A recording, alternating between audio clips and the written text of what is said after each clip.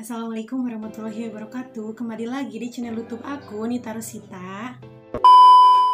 Di video kali ini aku akan kasih tahu kalian modul-modul yang aku pelajari waktu saya kuliah dari tingkat 1 sampai sekarang tingkat 3.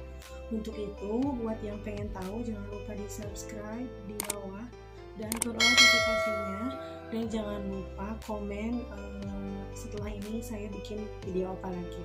Yang pertama saya mempelajari waktu tingkat 1 adalah praktikum urinalisa dan cairan tubuh.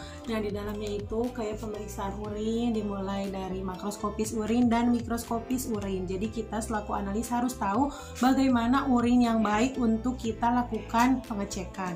Nah, di daftar isinya yaitu ada urinalisa, yaitu macam-macam sampel urin. Terus yang kedua sampel feses, jadi kita tahu bagaimana feses yang baik yang buat dilakukan pemeriksaan. Yang ketiga liquor cerebration spinalis atau LCS, yaitu cairan otak, dan transudat eksudat, kemudian tes kehamilan.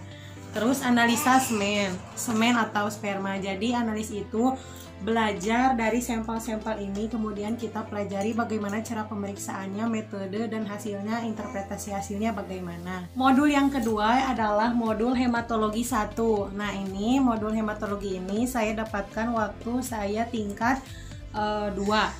Nah, modul hematologi ini terdiri dari pemeriksaan. Dalam modul hematologi 1 ini terdapat prosedur pemeriksaan Hb atau hemoglobin, leukosit, eritrosit, LED, terus pemeriksaan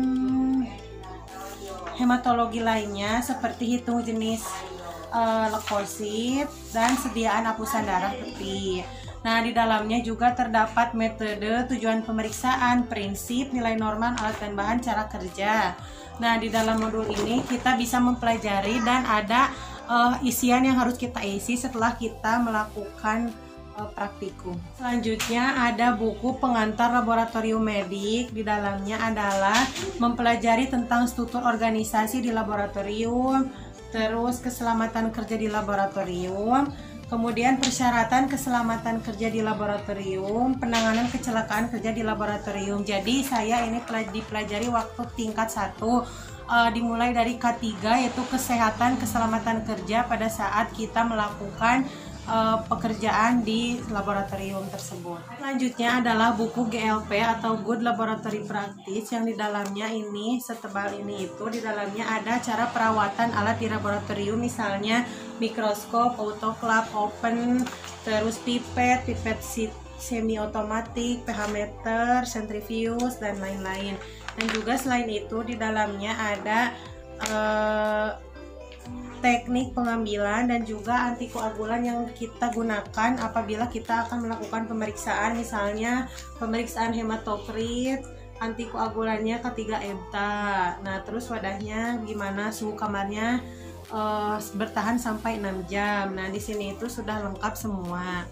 Selanjutnya adalah buku modul biokimia yang saya pelajari waktu tingkat 1. Di dalamnya adalah mempelajari tentang karbohidrat, dimulai dari klasifikasi, uji pengenalan, dan juga uji-uji yang lain. Kemudian lipid atau lemak, protein, enzim, dan vitamin. Nah, di sini juga di biokimia di dalamnya adalah dimulai dari tujuan, misalnya uji kolesterol, tujuan untuk mengetahui adanya kolesterol dalam bahan secara kualitatif. Nah, terus dasarnya, bahan dan alat, dan prosedurnya. Selanjutnya adalah modul praktikum kimia klinik 2 yang di dalamnya terdapat prosedur pemeriksaan enzim, elektrolit, bilirubin, dan gas darah. Nah, dari praktikum pemeriksaan elektrolit dimulai dari natrium, kalium, spesimen dan pengukuran, kalsium dan fosfor, dan besi. Nah, dari enzim itu terdiri dari enzim amilase, kolinesterase, kreatinin, alkali fosfat, dan lain-lain. Jadi kita selaku analis itu harus bisa melakukan pemeriksaan tersebut secara manual. Nah, kalau misalkan nanti kita di lapangan itu kita melakukan pemeriksaan secara menggunakan alat. Jadi kita kuliah itu harus bisa mempelajari atau bisa melakukan pemeriksaan secara manual yang digunakan dengan menggunakan reagen.